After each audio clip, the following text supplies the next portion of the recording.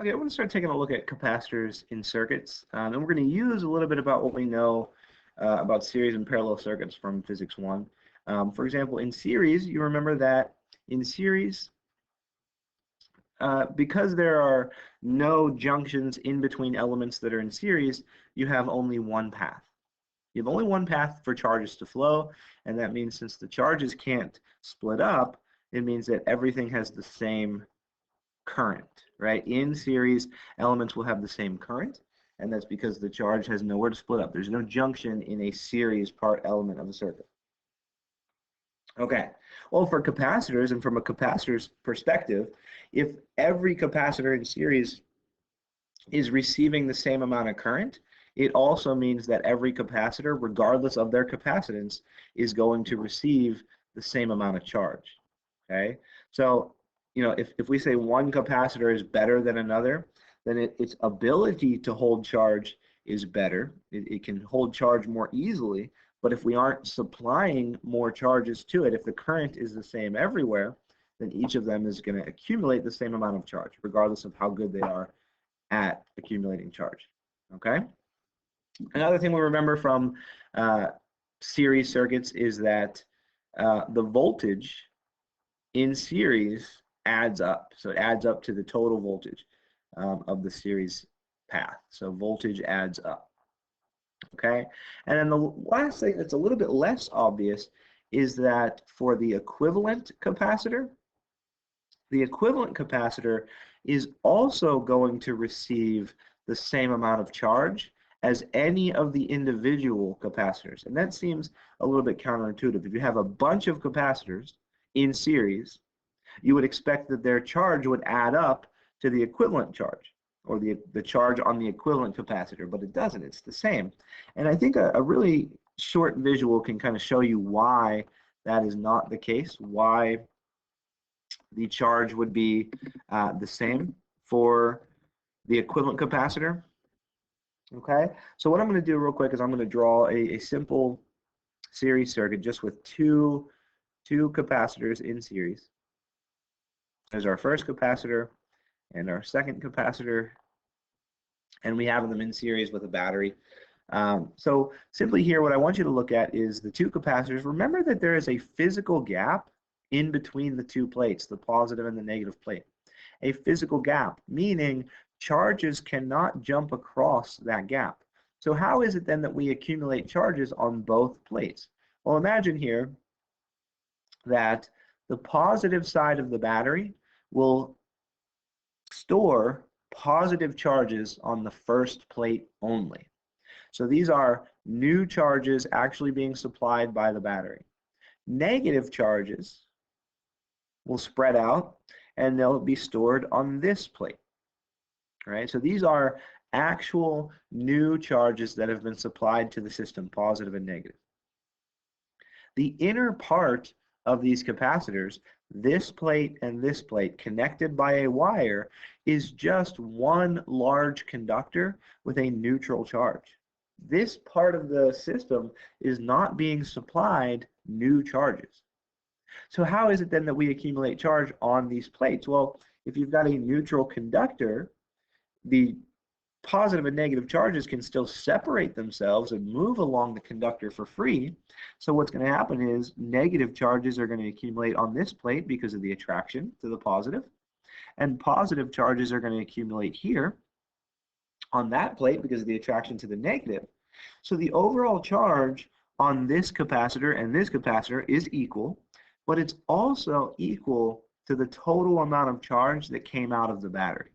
So the equivalent capacitor has the same overall charge as any of the individuals, because remember that this inner piece, the inner piece that's not connected to the battery, is still overall neutral. The charges just separated themselves. Okay? So we're going to use that to develop an equation for the equivalent capacitance in series. And we say equivalent capacitance would be, well, from the equation that CV were charged up, the total charge on a capacitor is equal to the capacitance times the voltage that you apply to it. So the equivalent capacitance would be equal to the total charge divided by the voltage total over the entire equivalent circuit. So this would be equal to the voltage of the battery. This is the combined voltage of the two capacitors. Well, because we're in series, we know that voltage adds up.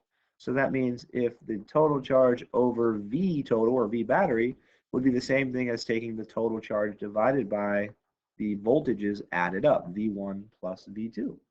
But I'm going to go ahead and I'm going to substitute for voltage of each of the individual capacitors. So we have here Q total all over V1 would be Q1 over C1 plus V2 would be Q2 over C2. But wait, we said that the equivalent capacitor would have the same charge as any of the individual capacitors. So here I can say that Q1 is equal to Q total, and I can say also that Q2 is equal to Q total, right? Because we are in series here. So that tells me then that I have Q total over Q total over C1 plus Q total over C2.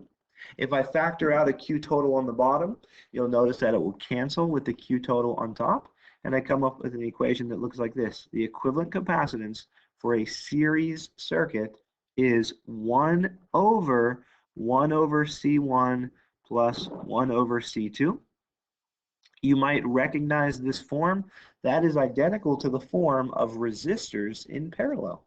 So what's interesting about capacitors is they actually do the opposite of the parallel rule, or the resistor rule. So this is, you probably are more familiar with this form, that 1 over C equivalent is 1 over C1 plus 1 over C2. Hopefully you recognize that from last year. This is the inverse relationship. The sum of the inverses is equal to the inverse of the equivalent capacitor. Okay, and if you remember from last year, when you do this inverse sum rule, remember that the equivalent capacitance, this rule is always going to give you a number that is lower than any of the individual capacitances. Okay, so you think about putting capacitors in series is actually going to make a worse capacitor. You're going to get a lower capacitance no matter what C1 and C2 are. This equation is always going to add up to a number that is lower than any of the individual. Okay, so let's go ahead to parallel. When I have capacitors in parallel, and connect them to a battery, you'll notice here when they're in parallel that because both of the capacitors have a physical connection to the battery, they're both going to receive new charges. So all of the capacitors that are in parallel are going to receive new charges. And that means the total charge that comes out of the battery is going to equal to the sum of the charges on the capacitors, right? Because each capacitor is physically connected to the battery. They all receive new charges. In series, we know the inner parts did not receive new charges. They were still overall neutral. Okay. You probably remember from parallel circuits that V is the same. The voltage is the same everywhere here. And I like to look at it as with a voltmeter. If I were to measure the voltage, say on this capacitor, and maybe I don't know what to expect initially, but what I like to do is I like to take the leads of my voltmeter and I like to trace them backwards. So I just keep going along the wire backwards, backwards, backwards until I reach something interesting. And boom. The first thing I hit is a battery. I don't hit any resistors. I don't hit any other batteries. The first thing I hit is the positive side of this battery. Take my other lead and do the same thing. Trace it back, trace it back. I don't run into any interesting elements until I reach this negative terminal of the battery, which means the voltage that I'm reading here on this capacitor must be identical to the voltage on the battery, because it's as if I connected my voltmeter right here. Nothing interesting happened between those 2 points. These are perfect wires, as we like to represent them. If there's no energy users or voltage creators like batteries, then it's literally the same whether I put my voltmeter here or my voltmeter here. So I should get then that the voltage of any of the individual capacitors is the same as the voltage of the battery, or the total voltage that I would say that's on the equivalent capacitor. Okay? We do know, however, that the charge or the current is not the same because of this junction right here. The charges have to split up, and that's what I've done right here. I know that the current coming out of the junction has to equal the current coming into the junction, and that's what set this guy up right here, that the total charge then that came out of the battery has to split up and go to each of the capacitors, but the total charge is going to have to add up then. Q1 and Q1 and Q2 are going to have to add up to Q total. So what I'm going to do is I'm going to start here. I'm going to start on the total voltage, or the voltage across the equivalent capacitor. So let me imagine I'm taking a voltmeter here across everything. And you know, of course, that I'm going to get the voltage of the battery. But according to our CV, we're charged up equation, the total voltage on the equivalent capacitor would be Q total over the equivalent capacitance, right? But since the total charge is the sum of the individual charges, I can write this guy then as Q1 plus Q2 over C equivalent. Okay. The next thing I'm going to do then is I'm going to find Q1 and Q2 in terms of C1 and C2. And again, CV, we're charged up. So I could say then that Q1 is C1 times the voltage on that first capacitor. Q2 is C2 times the voltage on that second capacitor, all divided by C equivalent. Well, because V1 is equal to V total,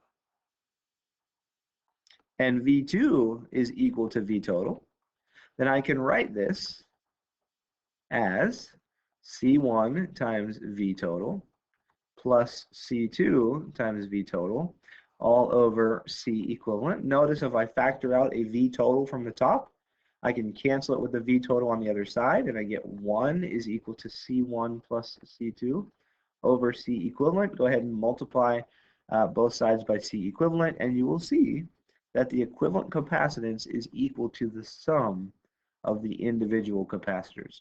And hopefully that rule looks familiar. That is identical to the resistor rule in series. So the capacitor is doing the exact opposite of what a resistor does. In series, you actually get a worse capacitor.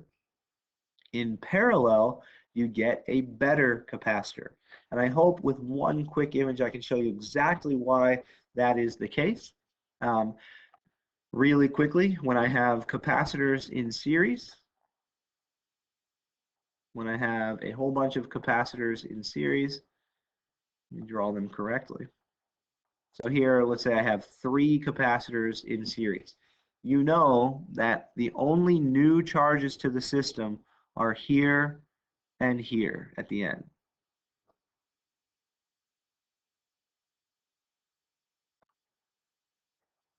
So the only new charges to the system are here, connected to the positive terminal of the battery, and here, connected to the negative terminal of the battery. That's the only new charges to the system. All of the other charges are actually coming from internal. They are these neutral conductors that are going to separate themselves so that negatives go this way and positives go this way, but they're not new to the system. So when I think about this equivalent capacitor that is made up of these 3 capacitors in series, it's as if these parts of the capacitors are not even important, because the only new charges are here and here. And effectively what I've done is I've made a capacitor with a much larger separation distance. And if you remember when we found capacitance, it was kappa epsilon naught A over D. So if I increase the separation distance, I am making a weaker, a less effective capacitor. So in series, we get this rule, that the equivalent capacitance is 1 over C1 plus 1 over C2 plus 1 over, if you had more, you would continue doing that. Okay? So we get a worse capacitor in series. Why do we get a better capacitor in parallel? Well, if you take your parallel capacitors, right, coming out of a junction, let's do my 3 parallel capacitors like this. And you know that with parallel capacitors, each of the capacitors has a physical connection to the battery, so they each receive new charges, okay? And the other way to look at this very simply is, well, this is a conducting plate, and this is a conducting wire. So effectively what I've done is I've just increased the overall area of my capacitor. These charges have more room to spread out. And of course, if I increase the area, I'm going to increase the overall capacitance. So that's why in parallel, we get the simple rule that equivalent capacitance is C1 plus C2 plus dot, dot, dot. Okay, that's it for our capacitors and circuits for right now.